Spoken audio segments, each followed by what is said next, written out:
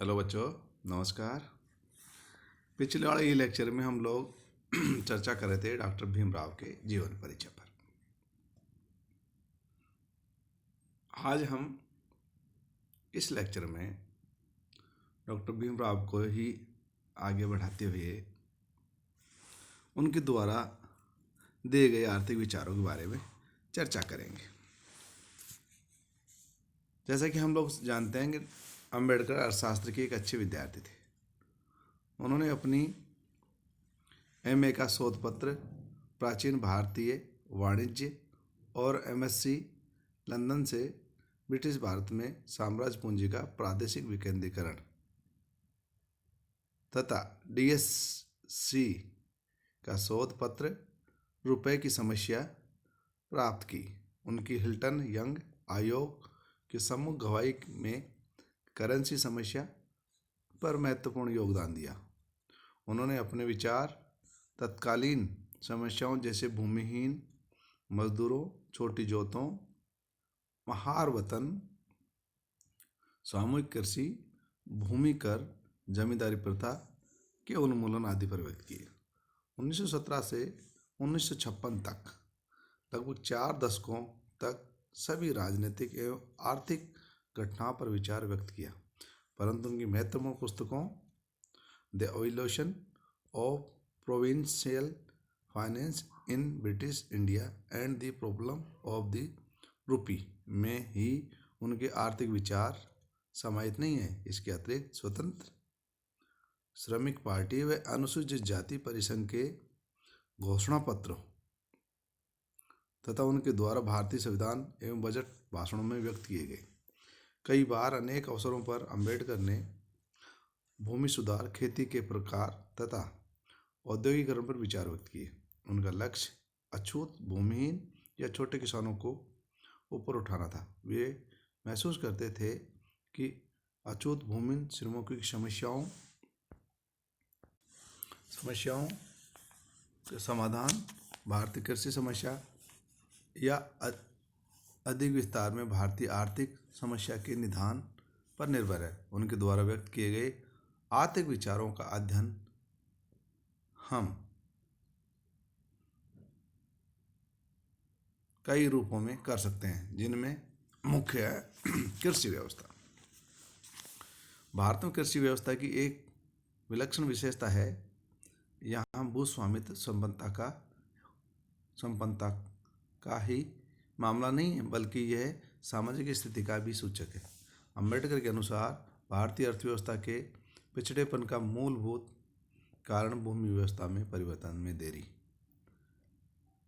उच्च जातियां ही सामान्यतः कृषि भूमि के स्वामी रहे, जो जमींदारों के नाम से जाने जाते थे। मध्यम जातियां परंपरागत रूप से बटाई पर खेती करते हैं और निम्न जातियां भूमिहीन श्रमिक।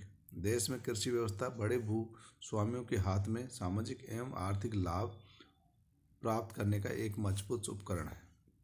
गरीब ग्रामीणों एवं भूमिहीन श्रमिकों का एक बड़ा भाग कृषि दासों जैसा जीवन जीने हेतु बाध्य है, क्योंकि कृषि जोतों का लोगों में असमान वितरण व्याप्त है। परंपरागत ग्रामीण अर्थव्यवस्था जो कि कृषि पर निर्भर है, ग्रामीण क्षेत्रों में सामाजिक आर्थिक समस्याओं का मूलभूत कारण है। आज भी बड़े भूस्वामी अशिक्षितों और बेरोजगार लोगों का शोषण करते हैं। अम्बेडकर भारतीय कृषि व्यवस्था से भलीभांति परिचित थे, जो कि वास्तव में सामाजिक प्रतिबंध और आर्थिक शोषण का उपकरण है। अतः इसके लिए उन्होंने भारतीय कृषि का राष्ट्रीयकरण सामूहिक खेती के साथ अपनाने का सुझाव दिया। वे चाहते थे कि ऐसी व्यवस्था हो जहां न भूस्वामी हो, न किराएदार और न ही भूमिहीन श्रमिक हो। वे सभी को स्वतंत्रता एवं कल्याण चाहते थे। उनका विचार था कि भारत में चकबंदी या मुजारा कानून व्यर्थ है, उससे कृषि से समृद्धि नहीं आ सकती। केवल सामूहिक खेती बाड़ी ही अछूतों की सहायक हो सकती। वे यह महसूस करते थे कि भूमिहीन श्रमिकों का सहकारी खेती से में कोई उचित स्थान नहीं है। अम्बेडकर चाहते थे कि कृषि का राज्य उद्योग के रूप में निम्न प्रकार से संगठन बनाया जावे। राज्य को भूमि प्राप्त कर उसे उचित आकार के खेतों में विभाजित किया जाए और निम्न शर्तों में खेती हेतुकाओं को भूमि उपलब्ध कराई जाए। फार्मों में सामूहिक कृषि के रूप में कृषि की जाए। खेत सरकारी कानूनों एवं दिशा निर्देशों से जोत जाएं और काश्तकार आपस में मिलकर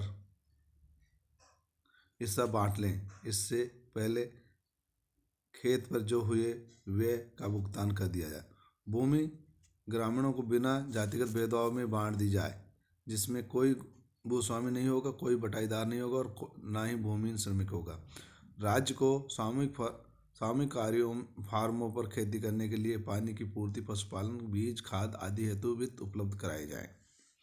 राज्य ऐसे फार्मों पर निम्नलिखित कार्यों के लिए अधिकृत होगा। फार्म उत्पादन पर राज्य निम्न चार्ज ले सकता है। प्रबंधित प्रथम भू लगान के 1 अनुपात में, द्वितीय ऋणधारी काश्तकारी से एक निश्चित अनुपात में प्राप्ति और तृतीय पूंजीगत वस्तुओं का एक निश्चित अनुपात जिनकी पूर्ति फार्मों पर राज्य ने की।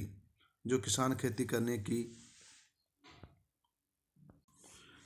की शर्तों के विरुद्ध कार्य करें या राज्य द्वारा प्रदत्त खेती के साधनों के सर्वश्रेष्ठ उपयोग की जानबूझकर अवहेलना करें या जो सामूहिक खेती की योजना के साथ विद्वेषपूर्ण व्यवहार करें, उनके विरुद्ध दंड का प्रावधान होना चाहिए। डॉक्टर अम्बेडकर भारत का औद्योगिकरण के पक्ष में भी तर्क देते थे, क्योंकि यह देश की कृषि समस्याओं का सबसे बढ़िया उपचार है। वे चाहते थे कि कृषि का पुनः संगठन हो।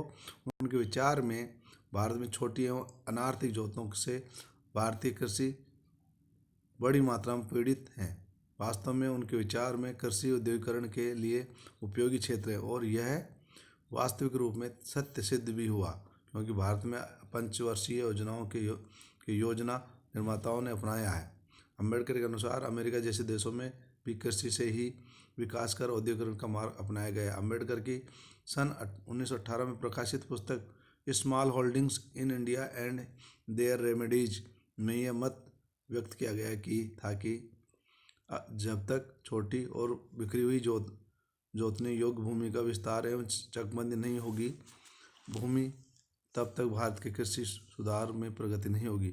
लेकिन उन्होंने यह भी लिखा है कि यह कृषि चुनौती के भय के बिना कहा जा सकता है कि औद्योगिकरण छोटी छोटी जोतों के विस्तार को बढ़ावा देगा और उनके विस्तार को भी संभव बनाएगा।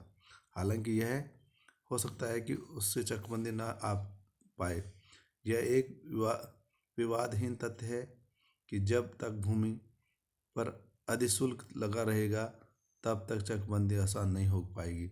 अतः चकबंदी करने से पूर्व समस्त भारत में औद्योगिकरण होना चाहिए। इस प्रकार अम्बेडकर ने कृषि सुधार को औद्योगिकरण के साथ जोड़ा तथा ग्रामीण एवं शहरी प्रगति में एक प्रकार का संपर्क बना रहा है। वास्तव में उन्होंने कृषि एवं उद्योग दोनों को एक दूसरे का पूरक क्षेत्र माना।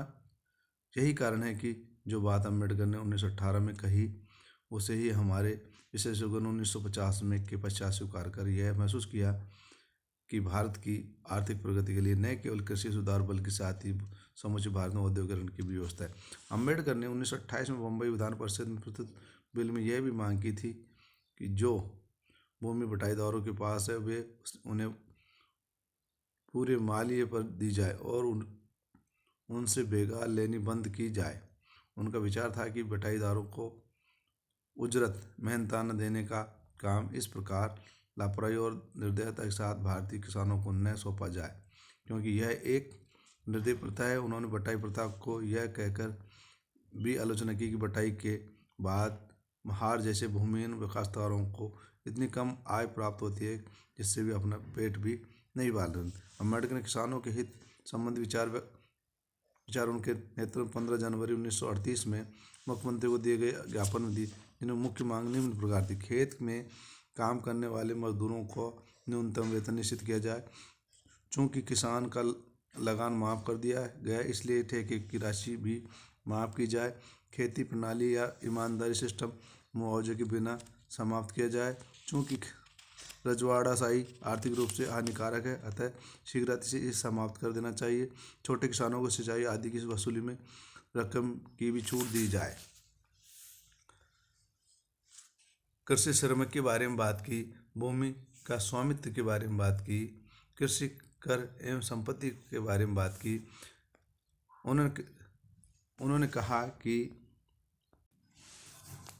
अम्बेडकर के अनुसार जो सुविधाएं औद्योगिक श्रमिक को दी जाती हैं वही सुविधाएं कृषि श्रमिक को भी दी जानी चाहिए, क्योंकि कृषि श्रम भी इससे अलग नहीं है। उनके अनुसार कार्य की दशाएं, प्रावधान, निधि, नियोक्ता का दायित्व, कार्य को क्षतिपूर्ति, स्वास्थ्य संबंधी बीमा, पेंशन आदि के लाभ सभी प्रकार के श्रम को प्राप्त होने चाहिए, चाहे श्रम औद्योगिक हो या कृषि का। भूमि का स्वामित्व 17 मार्च 1928 को बम्बई विधान परिषद में एक बिल पेश किया गया, जिसका मुख्य उद्देश्य 1874 के बम्बई मोरली कानून में संशोधन करना था। ये कानून महारों के बेकार लेने की आज्ञा देता था। अम्बेडकर ने इसकी बेकारी समाप्त करने और उनके स्वामित्व की भूमि उनसे दिलवाने हेतु इस बिल को पेश किया। उनका की मांग थी कि जो भूमि बटाईदारों के पास है वे उन्हें पूरी मालियत पर दी जाए और उसे बेकार लेनी बंद की जाए, परंतु उनका यह बिल पास नहीं हो सका और 24 जुलाई 1929 को अम्बेडकर को यह बिल वापस लेना पड़ा। कृषि कर एवं संपत्ति कर। अम्बेडकर के अनुसार मालिया और आयकर लगाते समय सरकार यह भूल जाती है कि आयकर केवल उसी समय देना पड़ता है जब आय हो, परंतु भूमि का मालिया हर किसी को देना पड़ता है, चाहे वह छोटा किसान हो अथवा जागीरदार, चाहे वह एक एकड़ का स्वामी हो तो भी उसे भी जागीरदार के बराबर मालिया देना पड़ता है। फसल हो या ना हो, परंतु निर्धन को भी मालिया देना पड़ता है, जिसे उनकी अन्यायपूर्ण बताया। राज्यसभा में 18 सितंबर 1953 को संपत्ति कर पर बोलते हुए अम्बेडकर ने कहा कि संपत्ति कर लेने पर जितना खर्च आएगा उतनी इससे आय नहीं हो सकेगी। इसलिए भारत को यूरोप को अंधी नकल नहीं करनी चाहिए। इससे पहले कि भारत ये कानून लागू करे, भारत को यूरोपीय लोगों के सिद्धांतों पर तो आ जाने दो। उन्होंने कहा कि यदि हिंदुस्तान एक कम्युनिस्ट देश होता तो भारत अलग थी। उनकी इस बात से कोई संदेह नहीं कि भारत शीघ्र ही एक कम्युनिस्ट देश हो जाएगा, परंतु जब तक भारत रूसी प्रणाली नहीं अपना लेता उस समय तक उसको इस तरह के काम नहीं करने चाहिए जिसके साथ धन की वृद्धि में विघ्न पैदा हो।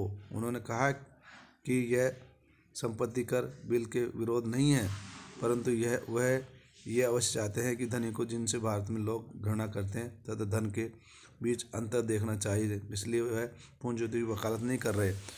इस तरह से अम्बेडकर ने कृषि पर अपने विचार रखे। ठीक है, थैंक यू।